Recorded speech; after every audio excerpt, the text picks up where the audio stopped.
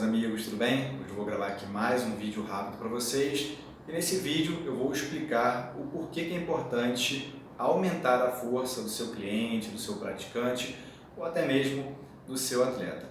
Quando a gente realiza o treinamento de força ou a musculação, um dos nossos principais objetivos é justamente aumentar a força desse cliente. E o porquê que aumentar a força seria importante? Eu vou dar um exemplo aqui para vocês.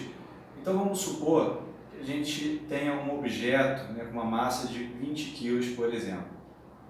E o seu cliente ele vai ter que levantar do solo essa massa aqui de 20 quilos. Então ele vai lá, ele vai se preparar para pegar esse objeto, por exemplo.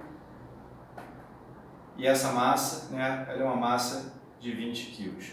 Então vamos supor que nessa situação, para levantar essa massa de 20 quilos, o seu cliente, por exemplo, ele tem que usar um percentual de força de 85% de um RM, que seria 85% da capacidade máxima dele. Então vamos supor que essa massa aqui de 20 correspondesse a 85% da capacidade máxima dele.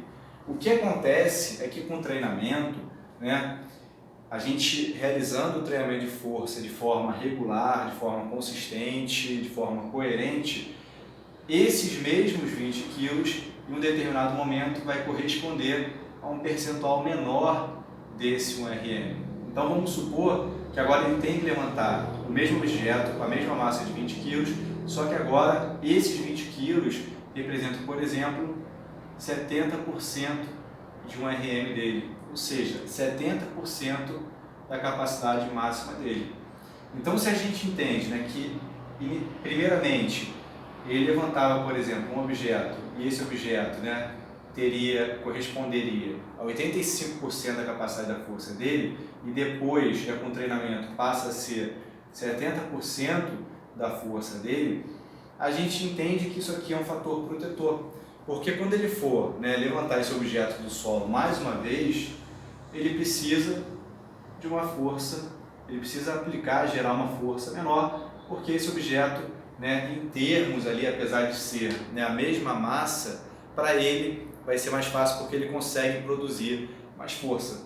Então, inicialmente, se ele tinha que levantar essa massa de 20 quilos e tinha que realizar 85% da sua força, com o treinamento realizado de forma regular e consistente, ele vai aumentar a força e logo esses 20 quilos se tornará, por exemplo, um percentual de força menor. E isso aqui é um fator protetor, porque imagina o seu aluno que vai levantar um objeto, uma massa do solo, e ele precisa aplicar muita força. Com o treinamento, aquele objeto, apesar de ter a mesma massa, para ele vai se tornar mais fácil, porque a capacidade dele de produzir força é maior.